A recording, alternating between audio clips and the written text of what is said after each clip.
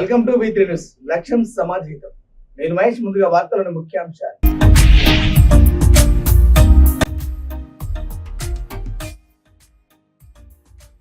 అమర జవాన్ రజ్జు భాష కుటుంబానికి ఆర్థిక సహాయం 50,000 రూపాయల ఆర్థిక సాయం అందించిన వేణు.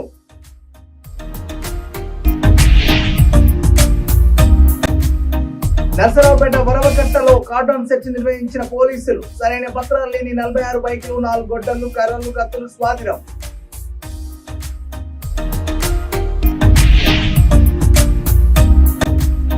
తెలుగుదేశం పార్టీలో చట్ట వ్యతిరేక కార్యకలాపాలకు పాల్పడితే ఉపేక్షించేది లేదు. కుప్పం నియోజకవర్గ అభివృద్ధికి ప్రతి ఒక్కరు సహకరించాలి. ఎమ్మెల్సీ కంచర్ల.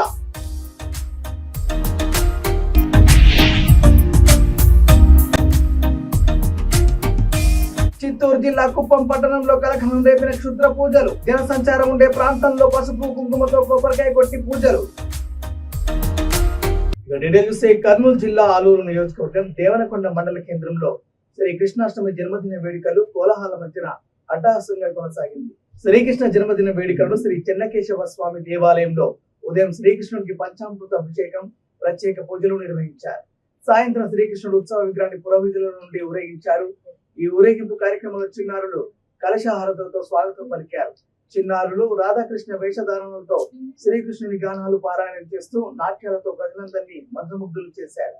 కొట్టే కార్యక్రమంలో చిన్నారులు, మహిళలు, యువకులు ఉల్లాసంతో ఉత్సాహంతో రంగులు పోసుకుంటూ పుట్టిని పగలు కొట్టారు. ఈ కార్యక్రమంలో చిన్నారులు, గ్రామ ప్రజలు అత్యధిక సంఖ్యలో పాల్గొన్నారు.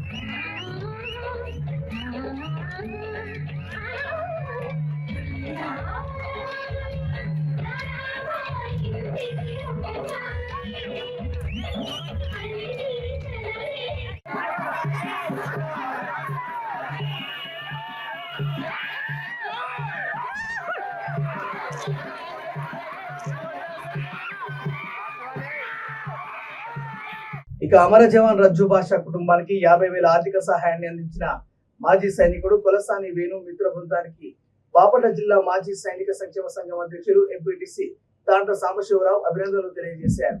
జమ్మూ కాశ్మీర్ లో ఇటీవల యుద్ధ విన్యాసాలలో పాల్గొంటూ అకాల మరణం చెందిన బాపట్ల పట్టణానికి చెందిన అమర సైనికుడు రజ్జు భాష కుటుంబాన్ని ఆర్థికంగా ఆదుకోవడానికి రజ్జు భాష చిన్ననాటి స్నేహితుడు బాపట్ల జిల్లా మాజీ సైనిక సంక్షేమ సంఘ సభ్యుడు కొలసాని వేణు సైన్యంలోని మిత్ర బృందంతో కలిసి 50,000 రూపాయల ఆర్థిక సాయం అందించడం చాలా గొప్ప విషయమని తెలియజేశారు. ఈ కార్యక్రమంలో సీనియర్ మాజీ సైనికులు కొలసాని వెంకటరావు, అసోసియేషన్ ఉపాధ్యక్షులు పుట్ట ఆదిశేషరెడ్డి, సెక్రటరీ సయ్యద్ అఖిల్, ట్రెజరర్ పువ్వాడ ఎల్లమంద పాల్గొన్నారు. ఈరోజు మా బాపట్ల చెందినటువంటి అమర జవాన్ సర్వీస్లో అమరుడైనటువంటి రజ్జు భాష కుటుంబానికి వారి రజ్జు భాష చిన్ననాటి మిత్రుడైనటువంటి మా బాపట్ల జిల్లా మాజీ సైనికుడు కొలసాని వేణుగారు వారి నేతృత్వం ముందు వారి బాధ్యత తీసుకొని వారి యొక్క చిన్ననాటి మిత్రుడు మరి సైన్యంలో సేవ చేస్తూ మరణించడం బాధాకరం. వారి కుటుంబాన్ని ఆదుకోవడం కోసం మరి ధైర్యంగా ఒక మాజీ సైనికుడు తోటి స్నేహితుడిని ఆదుకోవాలనే ఉద్దేశంతో ముందుకు వచ్చి తన మిత్రులందరూ కూడా మరి ఫోన్లు చేసి టచ్లో ఉండి ఒక 50,000 రూపాయలకి కొలసాని వేణు మిత్ర బృందం మొత్తం కలిసి, సైనికులు మిత్ర బృందం మొత్తం కలిసి ఒక 50,000 రూపాయల రొక్కాన్ని రజ్జు భాష గారి కుటుంబానికి అందించడం చాలా శుభసూచకం. కొలసాని వేణు మరియు వారి మిత్ర బృందం అందరికీ కూడా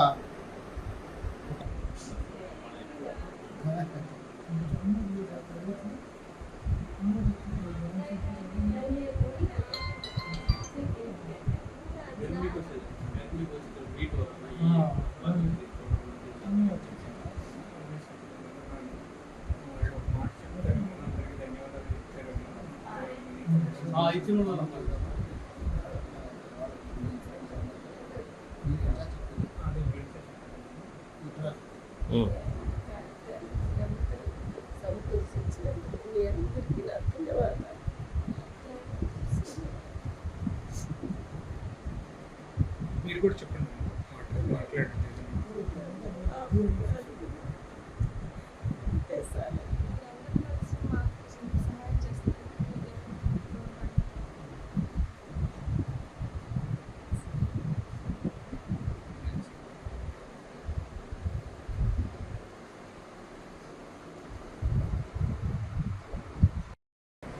మీకు ఎంతో కొంత ఉపయోగపడతాయి.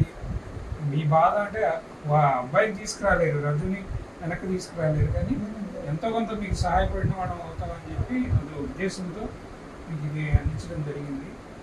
అది యాక్చువల్లీ అయితే వాళ్ళు ఫిక్స్ చేయమన్నారు, మీకు ఇంకా డబ్బులు రాలేదు, మీరు ఇబ్బందులు పడుతున్నారు అని చెప్పి ఉద్దేశంతో ఇంకా మా సారు ఎప్పటి నుంచో పోతాం అంటున్నారు. ఏంటి అదే ఇంటిగా చెప్పాడు, ఇబ్బంది పడుతున్నారు, అందరూ ఉండాలని ఇన్ని రోజుల నుంచి నేను వెయిట్ చేశాను. ఇక చిత్తూరు జిల్లా కుప్పం తెలుగుదేశం పార్టీ కార్యాలయంలో ఏర్పాటు చేసిన మీడియా సమావేశంలో ఎమ్మెల్సీ కంచర్ల శ్రీకాంత్ మాట్లాడారు. సీఎంగా చంద్రబాబు బాధ్యతలు చేపట్టిన తర్వాత కుప్పం నియోజకవర్గంలో అభివృద్ధి పనులు జోరుగా సాగుతున్నాయన్నారు. కుప్పం నియోజకవర్గంలో డొమెస్టిక్ ఎయిర్పోర్ట్ నిర్మాణానికి స్థలాన్ని కేటాయించాలని ఎమ్మెల్సీ అధికారులను ఆదేశించారు. తెలుగుదేశం పార్టీలు ఎవరైనా చట్ట వ్యతిరేక కార్యకలాపాలకు పాల్పడితే ఉపేక్షించేది లేదన్నారు. తెలుగుదేశం పార్టీ నాయకుల పేర్లు చెప్పి చట్ట వ్యతిరేక కార్యకలాపాలకు పాల్పడితే సహించేది లేదని హెచ్చరించారు. కుప్పం నియోజకవర్గం అభివృద్ధికి ప్రతి ఒక్కరూ సహకరించాలని ఎమ్మెల్సీ కంచెల శ్రీకాంత్ ప్రజలను కోరారు. కాబట్టి ఇంకా మున్ముందు చాలా కార్యక్రమాలు కుప్పం నియోజకవర్గంలో వస్తాయి. అందరూ కూడా కలిసికట్టుగా కుప్పం నియోజకవర్గాన్ని అభివృద్ధి పథంలో నడిపించడానికి నారా చంద్రబాబు నాయుడు గారి నాయకత్వంలో కుప్పం నియోజకవర్గానికి ఒక బ్రహ్మాండమైనటువంటి భవిష్యత్తు తీసుకురావడానికి కలిసి పనిచేయాలని చెప్పి ఈ సందర్భంలో అందరినీ కూడా కోరుకుంటున్నాను. కలిసి అటు సెంట్రల్ ఫండ్స్ కానీ ఇటు స్టేట్ ఫండ్స్ కానీ అన్నీ కూడా కలిపి కుప్పం నియోజకవర్గాన్ని అభివృద్ధి పథంలో నడిపించాలని ముందుకు పోవడం జరుగుతుంది. తార్ రోడ్ విషయం తీసుకున్నా, సిమెంట్ రోడ్ విషయం తీసుకున్నా, మన డ్రైనేజెస్ తీసుకున్నా, ప్రతి ఒక్కటి కూడా పాఠశాల భవనాలు నిర్మించినా, అంగన్వాడీ భవనాలు నిర్మించినా అన్ని తెలుగుదేశం ప్రభుత్వంలో వచ్చిన తప్ప వీళ్ళు చేసిందేమి లేదు. నాడు నేడు అని వాటికి సున్నాలు పూసేసి కలర్లు పెట్టేసి మేమేదో చేసేసామని గొప్పలు చెప్పుకుంటున్నాం తప్ప దానికి ఫౌండేషన్ డెవలప్మెంట్ చేయాలని కూడా అనుకుంటున్నారు. అదేవిధంగా జీరో పావర్టీకి ప్రజల్ని చైతన్యవంతం చేసి ప్రజల్ని ఆరోగ్యకరంగా ఉంటూ ఆర్థిక పరంగా కూడా వాళ్ళందరూ కూడా బాగుపడే విధంగా కార్యక్రమాలు చేయడానికి నారా చంద్రబాబు నాయుడు శ్రీకృష్ణ జన్మాష్టమి సందర్భంలో అందరికీ కుప్పం నియోజకవర్గ ప్రజానీకానికి శుభాకాంక్షలు తెలియజేస్తూ ఇప్పుడే చైర్మన్ గారు, ఇన్ఛార్జ్ గారు చాలా విషయాలు చెప్పారు. కుప్పం అభివృద్ధి అనేది 82కు ముందు 83కు ముందు అభివృద్ధి ఎంత, 83, 89 అభివృద్ధి ఎంత, మళ్ళా 89 నుంచి 94 వరకు ఏం జరిగింది, 94 నుంచి 2004 వరకు ఏం జరిగింది, 2004, 2014 మధ్య ఎంత ఏ విధంగా తిరస్కరించబడింది, 14 నుంచి 19 వరకు ఏం జరిగింది అనే విషయాలు, 19 నుంచి మళ్ళీ 24 వరకు నియోజకవర్గంలో చంద్రబాబు నాయుడు గారు ముఖ్యమంత్రి అయిన తర్వాత ఎన్ని రకాలుగా అభివృద్ధి కార్యక్రమాలు జరుగుతున్నాయో మనం అందరం చూస్తూ ఉన్నాం. ప్రతి ఒక్కటి ఆగ మేఘాల మీద గత 30 సంవత్సరాల్లో జరిగిన అభివృద్ధి కంటే ఎక్కువ అభివృద్ధిని చేసే విధంగా ఈ 5 సంవత్సరాల్లో ఒక బంగారు కుప్పాన్ని తయారు చేసే లక్ష్యంతో చంద్రబాబు నాయుడు గారు ముందుకు వెళ్తూ ఉన్నారు. ఆయన ఇచ్చిన ఆదేశాల మేరకు ఇక్కడ అధికారులు అలాగే ఇక్కడ ఉన్న రాజకీయ నాయకులు అందరం కలిసి పనిచేస్తూ ఉన్నాం. దాంట్లో భాగంగా అంతకుముందు కూడా మీడియా మిత్రులందరూ కూడా తెలియజేయటం జరిగింది. Cargo airport first Chandrababu Naidu గారు 2019లోనే శ్రీ సత్యసాయి జిల్లా ఒడిసి మండల కేంద్రంలోని స్థానిక ఐకేపీ కార్యాలయంలో లక్పతి దీవెన అవగాహన కార్యక్రమం నిర్వహించారు. ఈ కార్యక్రమానికి ముఖ్య అతిథిగా జనసేన పార్టీ నాయకుడు పసుపులేటి రమేష్ బాబు హాజరై మహిళలు అన్ని రంగాలను అభివృద్ధి చెందాలని, లక్షాధికారులు కావాలని ఆయన అన్నారు. ప్రతి మహిళ మగవారి కంటే అధికంగా సంపాదించాలని, మగవారితో సమానంగా ఎదగాలని ఆయన అన్నారు. ప్రధానమంత్రి గారు మాట్లాడుతున్నారు, అది వినపడటం లేదు. అందుకని కొంచెం నేను ఈ ప్రాంతవాసిగా ఈ ప్రాంతానికి సంబంధించిన అవగాహన చెప్తాను. వాయిస్ వచ్చినప్పుడు వినొచ్చు. అయితే నా పేరు పసుపులేటి రమేష్ బాబు, మాది మహమ్మదాబాద్ గ్రామం. మహమ్మదాబాద్ ఇక్కడే ఉన్నాను. సో ఇదంతా గ్రూప్లో సభ్యులే. ఈ అమరపూర్ మండలం సంబంధించినప్పుడు నేను కూడా ఈ ప్రాంతంలో పేదరికంలో పుట్టి పెరిగి ఈ వ్యవస్థ అంతా ఇక్కడ ఉన్న పరిస్థితులన్నీ నాకు తెలుసు. కాబట్టి ఇప్పుడు ఈ ప్రభుత్వం వచ్చిన తర్వాత కొంత గ్రౌండ్ వర్క్ చేస్తా ఉన్నాం.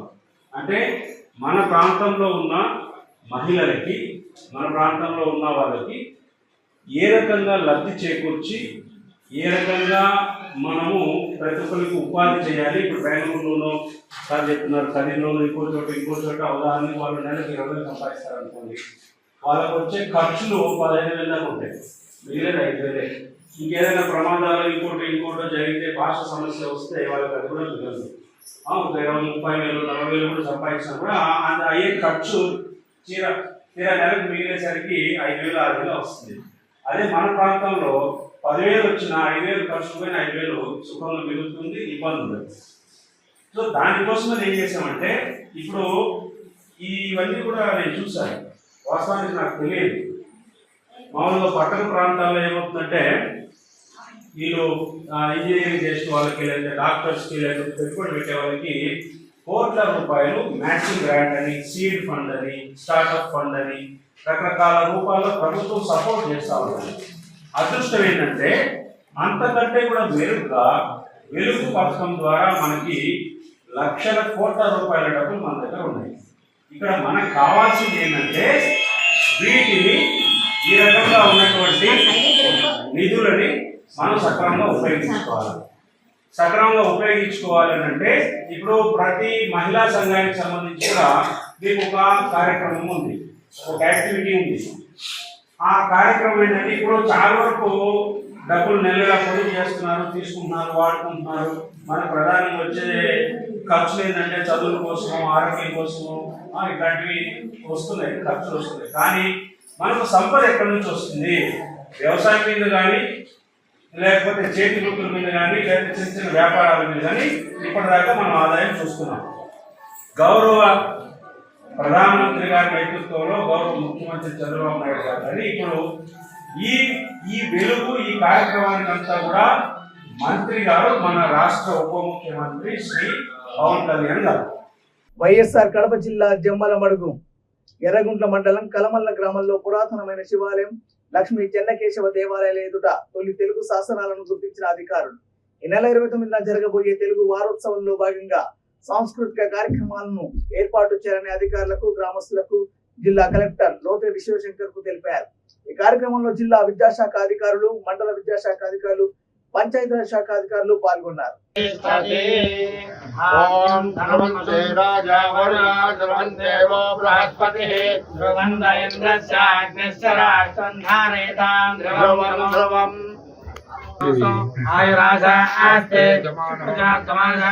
క్షయమానం భవదశనాయ పురుషస్యేంద్రియ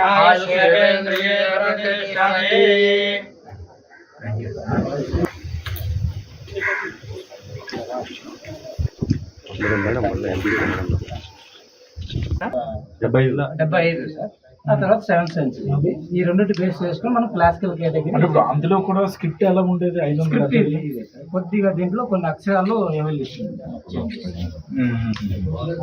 దాన్ని బట్టి భాష తెలుగు, స్క్రిప్ట్ కూడా తెలుగు. స్క్రిప్ట్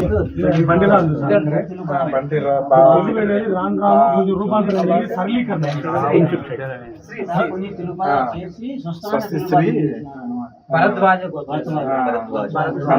గోత్ర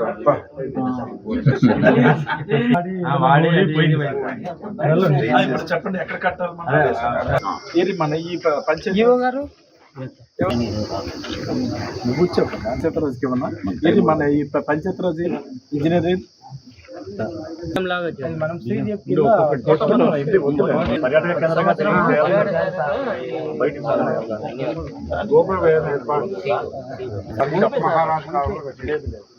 అప్పటికి ఇంకా మా గుడి ఇంకా అసలు అది రాలేదు. ఇది లోపల ఉంటుంది. ఈ 4 నీట్గా వచ్చే వాళ్ళందరికీ కూడా ఇది ఒక టెంపుల్ దీనిలో పెట్టేసి దాని మీద మంటపంలోకి పెట్టి దాని మీద పెడతాం. గుర్తొచ్చే విధంగా, ఒక గుర్తుండిపోయే విధంగా. అలాగే మనకి తొలి తెలుగు శాసనంలో లభ్యమైన కలమల్ల ఎర్రగుంట్ల మండలం జమ్మలమడుగు నియోజకవర్గం ఆ ప్రాంతంలో మనకు చెన్నకేశ్వర స్వామి గుడి ఉంది. అలాగే వీరభద్రన ఆలయం ఉంది, శివాలయం.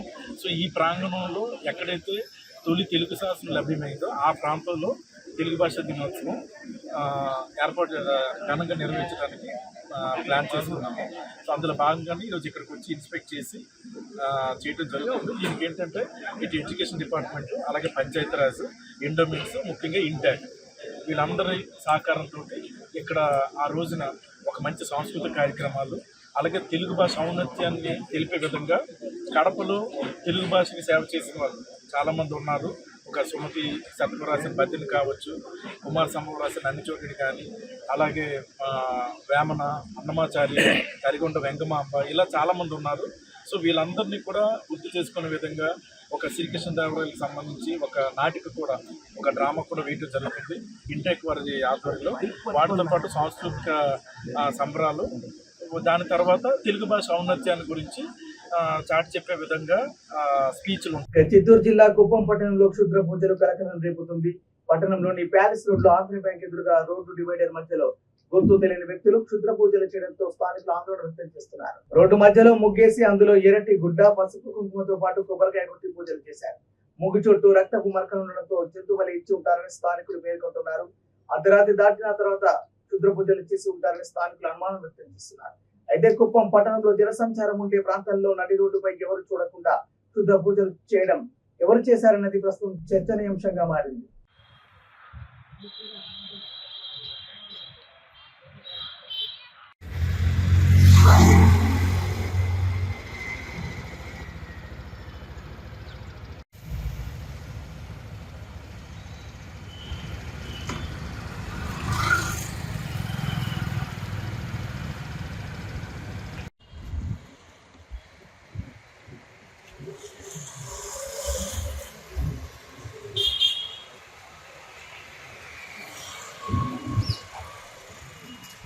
పల్నాడు జిల్లా నర్సరావుపేట వరవకట్టలో పోలీసులు కాటన్ సెర్చ్ నిర్వహించారు. సరైన పత్రాలు లేని 46 బైకులు, 4 గొడ్డళ్లు, కర్రలు, కత్తులు, దీపావళి మందులు స్వాధీనం చేసుకున్నారు పోలీసులు.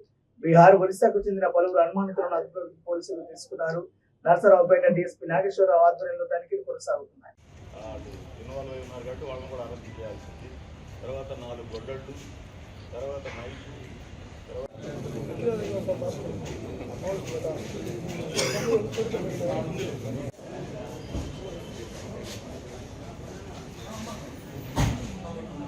బులెటిన్ ముంచే ముందు హెడ్లైన్స్ మరోసారి.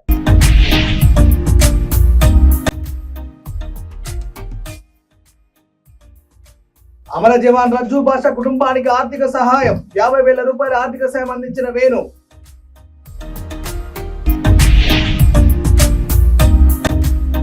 నర్సరావుపేట వరవకట్టలో కార్డన్ సెర్చ్ నిర్వహించిన పోలీసులు. సరైన పత్రాలు లేని 46 బైకులు, 4 గొడ్డళ్లు, కర్రలు, కత్తులు స్వాధీనం.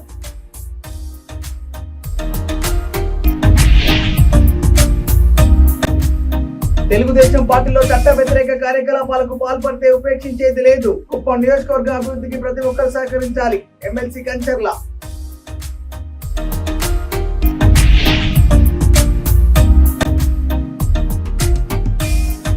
జిల్లా కుప్పం పట్టణంలో కలకలం రేపిన క్షుద్ర పూజలు. జనసంచారం ఉండే ప్రాంతంలో పసుపు కుంకుమతో కొబ్బరికాయ కొట్టి పూజలు. ఇవే బులెటిన్ అప్డేట్స్ చూస్తూనే ఉండండి. వీటి న్యూస్ లక్ష్యం సమాచారం. నమస్కారం.